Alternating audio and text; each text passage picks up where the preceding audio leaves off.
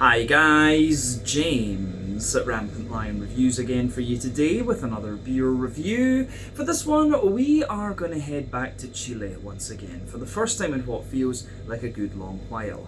Now, we're going to return to a brewery that is featured on the channel once before. The last review that I did from this brewery appeared on the channel maybe about a month ago, and that beer was from the kind of lighter end of the beer spectrum, but today we are going to go to the darker end, and I think that's always a good thing to do when you're getting a feel for a brewery. Try something light, try something dark, and it gives you an idea of what they're all about. But this brewery is a very small operation. They've been quite well renowned for the quality of their beers, and we're quite lucky to be able to review these for you here on the channel because the canning, from what I understand, is done by hand. So yeah, I feel quite privileged to be able to have reviewed these two beers for you here on Rampant Lion Reviews. But yeah, the one that we're going to have a look at today is a style that I do quite enjoy, one that I don't drink all that often though, in fairness, but I have heard very good things about this particular beer. So needless to say, I'm very, very curious to see what this one's going to have in store for us. Hopefully it's another good beer. Hopefully it makes for an interesting review, and as always, I hope that you guys watching enjoy my take on this one as well.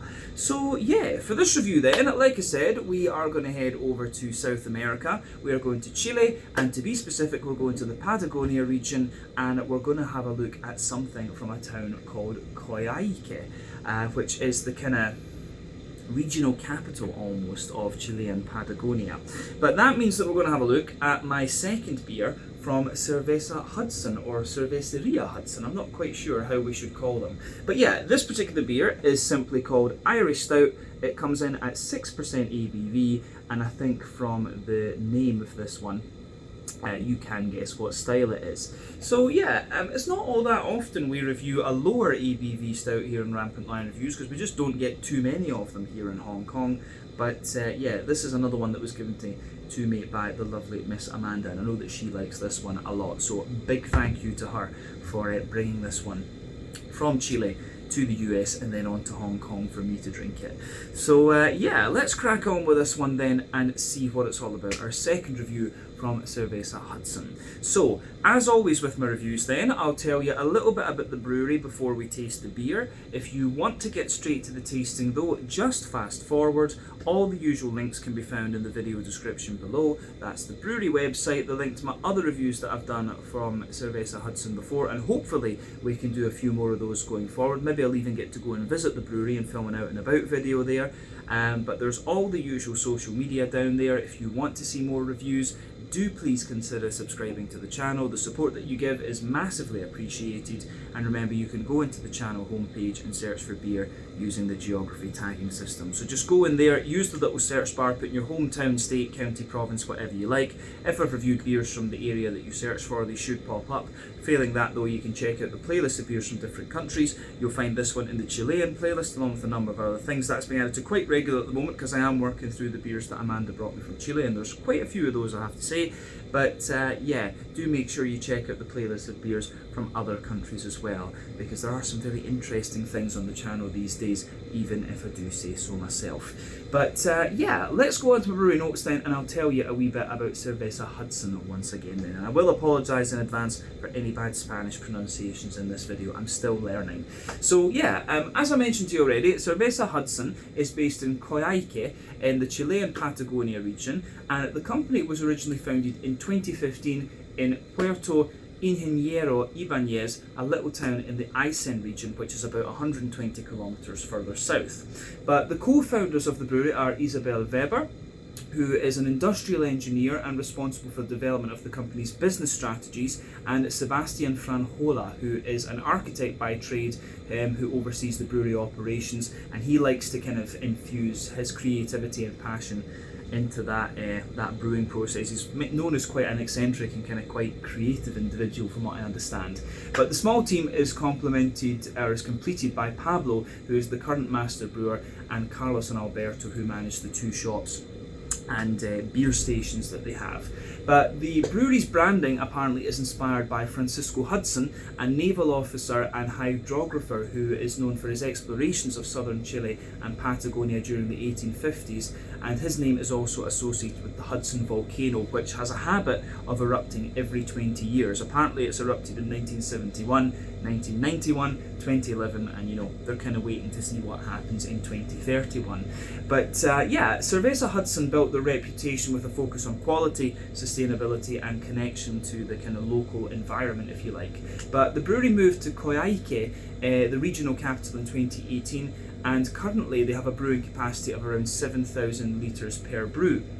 They say though that they want their beers to reflect the unique character of the Aysén region, and they use local ingredients to kind of and the good quality Patagonian water to make their product fully local. That's the big focus for them.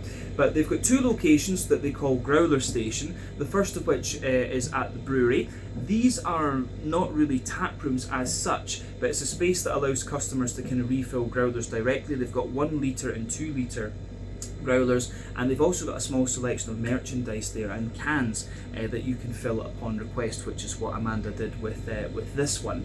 But this is quite unique in the Chilean beer scene, and this is something that's, you know, that a lot of breweries now I think are starting to try and copy. They think it's quite a good idea. But in April of 2025 they opened their second growler station in Puerto Aysén, which is a city located about 65 kilometres away to the west of Coyhaique.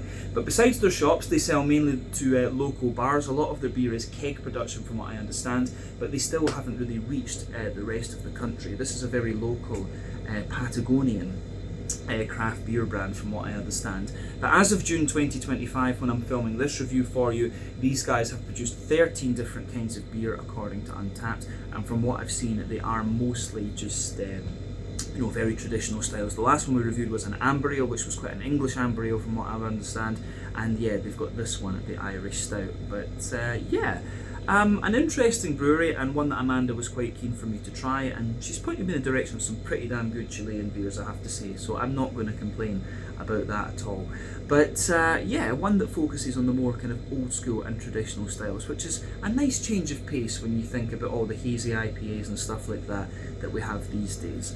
But yeah, that is everything I can tell you about Cerveza Hudson for the moment. If you want to learn more about these guys, you can check out the brewery website, you can follow them on Facebook and Instagram to keep up to date with all the latest goings on, or you can check out the Untappd page to learn a little bit more about all the different beers that these guys have done. So yeah, that is the end of your history section for Cerveza Hudson, and I'm quite pleased that I got through that without any pronunciation mishaps. But yeah, you can see the artwork on this one is pretty much the same as what we had from the last one, the amber ale. The only difference is that you can see down here we've got handwritten Irish Stout, and that is of course on the back here as well. So yeah, we have had this one. This one was packaged back in February, so it should still be okay. We should have drunk this one a wee bit earlier, but obviously technical problems didn't allow that. But it has been in the fridge, so I'm sure it will be in pretty good condition. But yeah, 6% ABV, this one, an Irish Stout. Obviously everyone is going to compare it to the likes of Guinness and Murphy's and things like that. So yeah, I'm just quite curious about this. Let's get it out into the glass and see how we go. I'm just going to open this one very, very carefully. It behaved itself pretty nicely, I have to say that. Although I nearly took the ring pull off. But yeah, there we go. Let's get this guy out into the glass then and see what we have here. Just going to pour it nice and delicately. On an Irish Stout, yeah, you do want a bit of head, but not overly much. I should have pointed out too, this one is a 473 milliliter can, which is one American pint, but we've poured maybe about 80% of it out into the glass at the moment. But yeah, this one I have to say it looks pretty damn nice. So before the head disappears, we can see that the beer poured with about a 2/3 finger of a frothy, I would say kind of medium tan head. That is fading away quite quickly just to be a thinner, more foamy layer, and you can see that nice thick ring around the edge of the glass there too. But if we bring it up to the camera, you can see there are some kind of medium-sized bubbles sitting on the surface of the liquid, then the head just gets that little bit more foamy the further up that you go, but the head is fading away to be a thinner, foamier layer very, very quick. There's just a few wisps in the middle of the glass and then that ring around the edge. But yeah, you can see the colour of this one. It's a lovely sort of dark ebony rosewood colour. So remember, the colour of your beer depends on a few things. One, the type of malts that you use. This goes a long way to determining your EBC rating. Two, length of your wort boil is going to play a role, because the longer you boil the wort, the more the sugars caramelise, and thus you get a darker colour of beer. But any barrel aging that you do or adjuncts you put into the beer will affect its colour as well. But you don't often have to care about that when it comes to black beers. It's very difficult to affect the colour of black beers like porters and stouts with adjuncts and things. I've only ever seen it done once. But yeah, not too much in the way of visible carbonation with this one. One or two bubbles sticking toward the side of the glass, and you can see one or two just kind of getting up to the surface there. But all in all, it looks very, very nice actually. I do like how this one goes together, and it looks pretty much as you would expect from any sort of stout beer, to be honest with you. If we shine the light through it, it does have a little bit of that kind of mahogany. Yeah, it does have that little bit of mahogany, or you know, stained mahogany, Coca-Cola coloured edge. So yeah, everything you would expect of an Irish stout. My kind of go-to stout in Scotland was always March of the Penguins from my local Williams Brothers brewery, and of course Galway Bay Brewery over in Ireland have a very nice one as well, which is getting out there a little bit more. But yeah, I don't tend to drink Guinness or that all that often, I have to say. But yeah, I think that's everything we really need to say about the appearance of this beer, in all honesty. So let's go on and have a little look at the aroma of this one. There's nothing unusual about this beer appearance wise when you consider what style it is. So aroma time, let's do it. Oh, I'm going to say straight away, that smells really pretty nice. Very rich stout, this one. Yeah. You know when you smell a beer and you just know it's good quality? That's this. And you, as I say, you'll have noticed that I don't review many low ABV stouts on the channel, and you know I guess there's two reasons for that. One is that they're just not around all that much. You know, more breweries are making the big imperial stouts and stuff like this these days, imperial coffee stouts and whatnot, barrel aged stouts.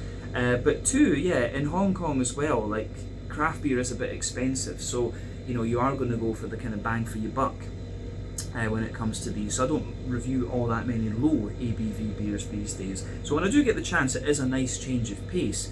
But a good Irish stout like this one, you know, I haven't come across.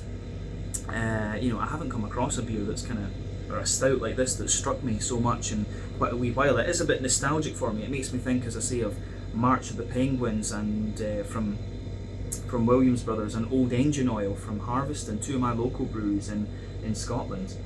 But the aroma of this is lovely, I have to say that. Big thumbs up to Cerveza Hudson for this. So yeah, it gives you everything you would want from a stout.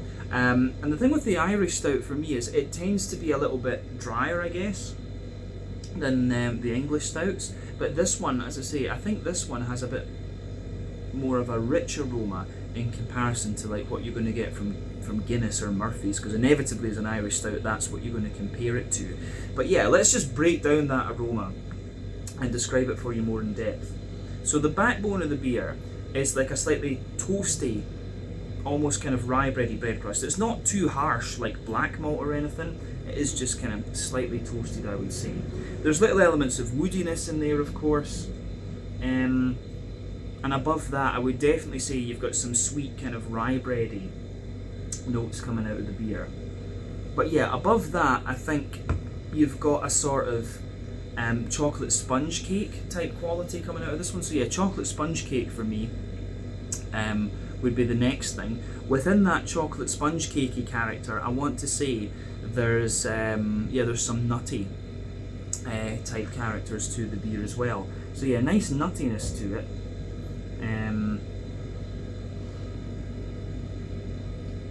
Yeah, so the nuttiness is there, and I would say, yeah, the nuttiness is there, and you get more and more woodiness out of it the more that you smell of it too. But then above that there's a nice bit of chocolate, and I would say the chocolate in this one is maybe about 50% cocoa chocolate. You are getting some of the milkier chocolatey notes further forward on the nose, but some of the more some of the slightly heavier percentage cocoa chocolate further back, you know, the slightly darker chocolate. But there's definitely an element of brown sugar in this one. You can smell that nice roasty, toasty kind of caramelly note in there. I think there is maybe a little bit of a sweeter caramel to this beer as well, maybe a little hint of biscuit or something. So that's definitely noticeable too. But yeah, other than that, I don't know if there's too much to say about the malty side of the beer, in honesty. So yeah, malty side of this one is really quite impressive.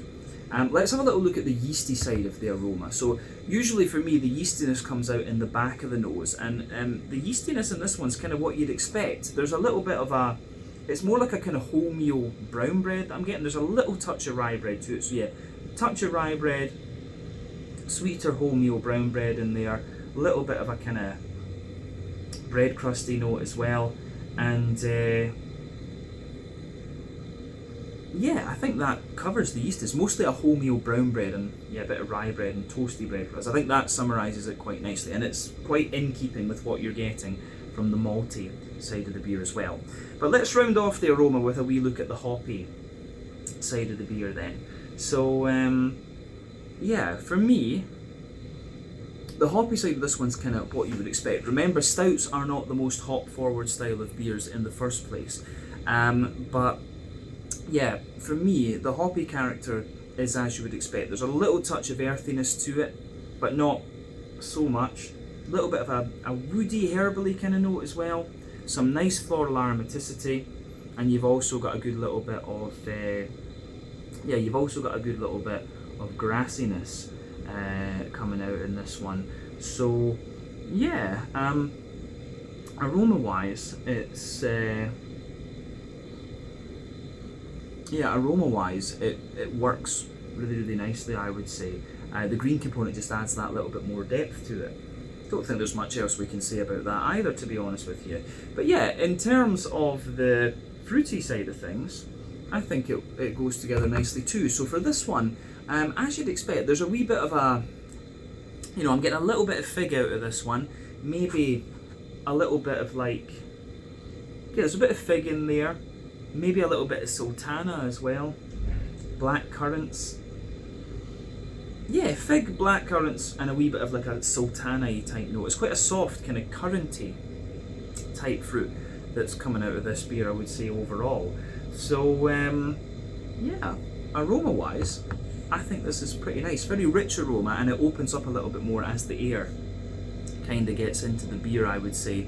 But yeah, I think we've said everything we really need to about the aroma of this beer, so we can have a taste of it and see what it's all about. So let's just put the rest of it in. I think the glass should take the full American pint. Just, yeah. So there we go. Don't want to waste any of this because it smells lovely. Right, so there we are. Yeah, so let's have a taste of this then and see what it's all about. This one is the Irish Stout, 6% ABV from Cerveza Hudson, Cerveza Hudson, however we're going to call them, in Coyhaique in Chilean Patagonia. Let's taste this. Slàinte, skål, cheers, salut.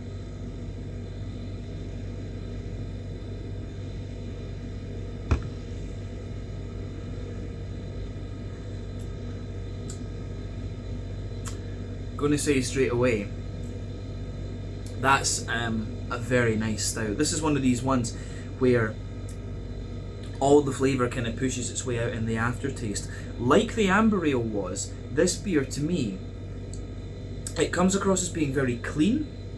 Like, in Scotland obviously we're blessed with very good water, and we're very proud of that. And it was the same in Sweden, so I think over the years I've developed I notice when a beer just has this really good quality water in it and it feels very clean. This beer is exactly the same. It gives you all the flavour you expect and all the types of flavours you expect from an Irish stout, but the mouthfeel is just a little bit different because of the water that they're using.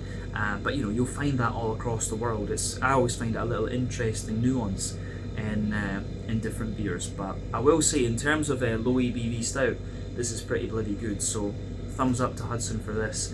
Amanda made a good choice with this beer, I will say that. So yeah, you're getting everything you want from this beer as a stout. You've got the roasty backbone, the sweetness in the malt base, the dryness as well, because Irish stouts, yeah, as I say, they tend to be a little bit drier, nice wee bit of hoppiness, and you've got the fruity character coming out of this. So yeah, if you like an Irish stout, you will enjoy this. Just be prepared that the mouth feels a bit lighter. So yeah, let's go through this one and break the flavour down and describe it for you in depth, as we always do. So,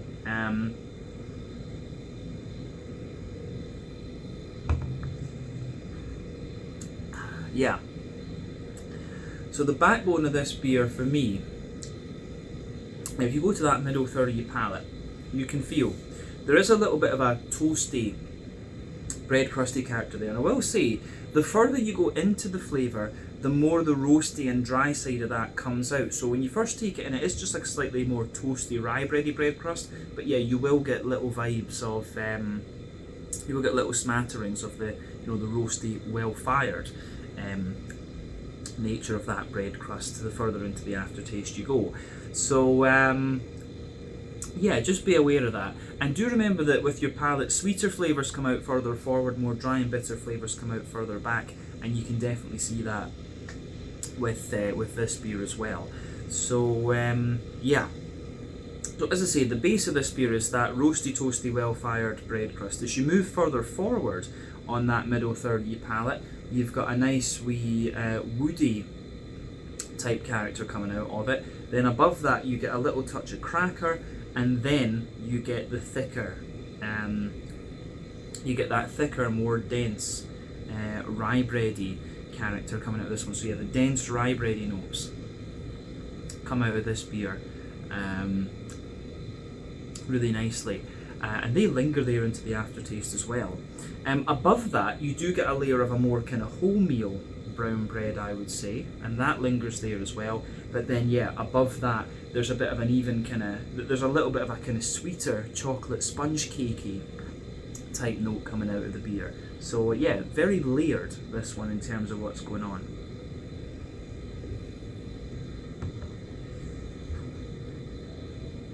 But the thing is, with the chocolate sponge cakey character, I wouldn't say this beer is overly sweet. It's not like one of these kind of pastry stouts, definitely not. But yeah, you do definitely, for me at least, you have those three distinctive layers: the rye bread, the wholemeal bread, and then a sort of chocolate spongy cake, and then you get the layer of yeah, and then you start to get the layer of yeah, you get that layer of chocolatey character coming out of this one. So yeah, I like that with this beer, that's for sure. Yeah.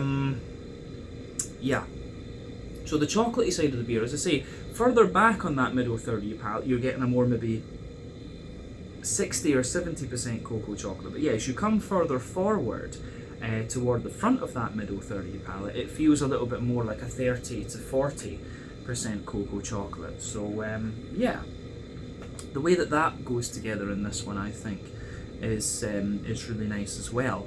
Other than that,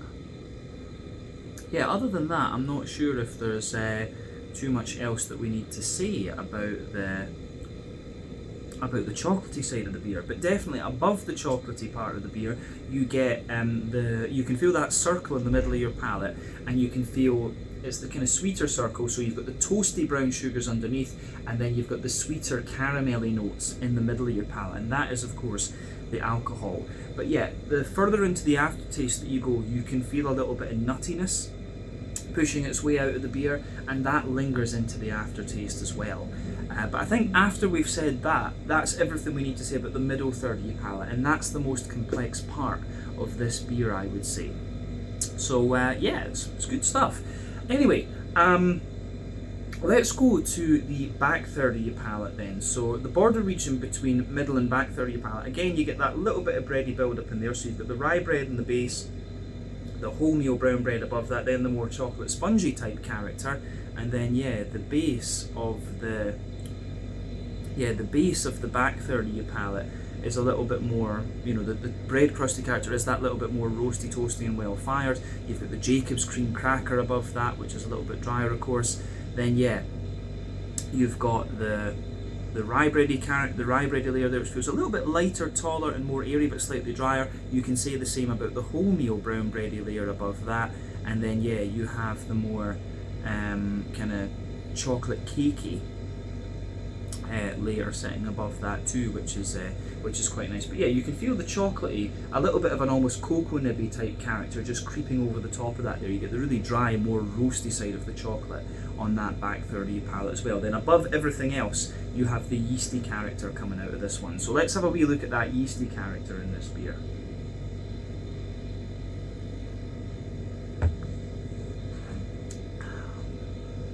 So yeah, the yeasty side of this one for me is quite interesting. So at its core, it's got a little bit more of I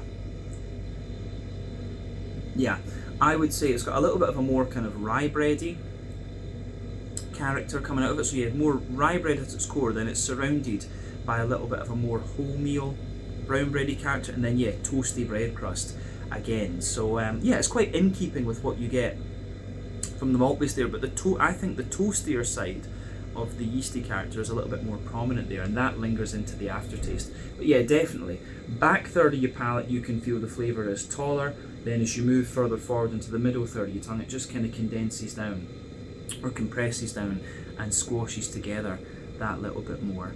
So yeah, I like that with this one, I have to say that. Yeah, in terms of the malty and yeasty side of things with this one, I think we said everything that we really need to. So let's focus on the hoppy side of the beer and the fruitiness then, just to round off the tasting section. So back corners of the palate, there's a nice little bit of earthiness in there, which I do quite like, and that earthiness does linger there into the aftertaste as well, gives the beer a wee bit more bitterness. As you come further forward, there's a little bit of an almost woody, herbally sort of thing coming out of this one. Then yeah, as you push further forward into the front corners of your palate, it's a little bit more floral and aromatic. Then round the front curve of the tongue, the beer is just that little bit lighter and more grassy, I would say. So yeah, the way that goes together in this one, I think, is really nice as well.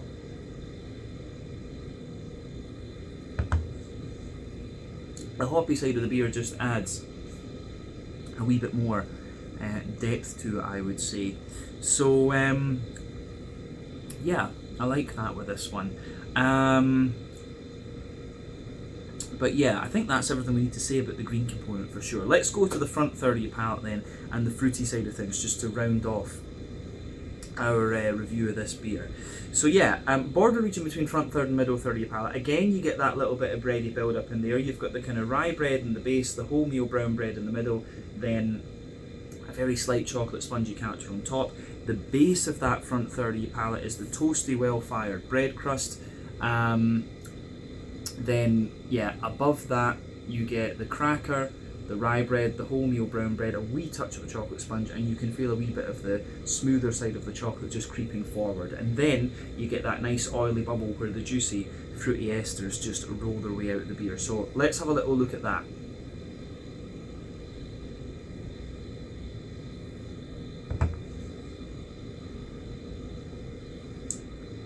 So yeah, the fruity side of this beer, I have to say, is quite nice. One thing I'm a wee bit conscious of with this one, when they're hand canned, there might be a little tiny touch of oxidation in here. I don't think there's very much of that at all in this one though. But yeah, with this beer, when you take it in, the fruits are just a little touch sharper, and that's what made me say a wee bit of oxidation there. But when the beer kind of mellows out, you're getting the softer fruity notes that you'd kind of expect, and I think this one has held up pretty damn well, I have to say. So yeah, when you take the beer in, you'll get a little touch of a kind of raisiny sharpness out of it. But yeah, if you go to the back of that front third of your palate,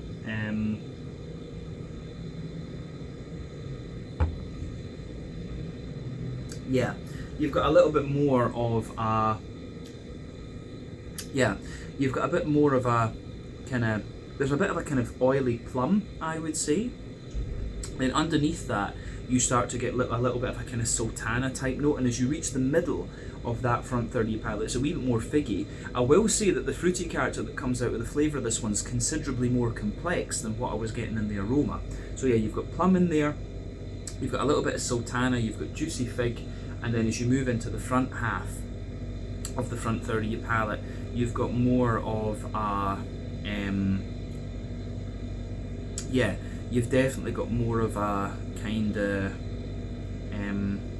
how would we say, you've got more of a like blackcurrant in the base and a slightly sharper kind of blackberry on top. You can feel that just as you reach the front tip of your tongue. So the fruity side of this beer I think is really nice, and that gets a big thumbs up from me as well. But all in all, flavour wise, I think this is a really very, very nice stout. Like I say, it gives you all the flavours you would expect. It just feels a little bit kind of slicker and cleaner because of the water profile. So I think at this point we can leave the flavour section aside and we can go to the mouthfeel section to round off. So for me,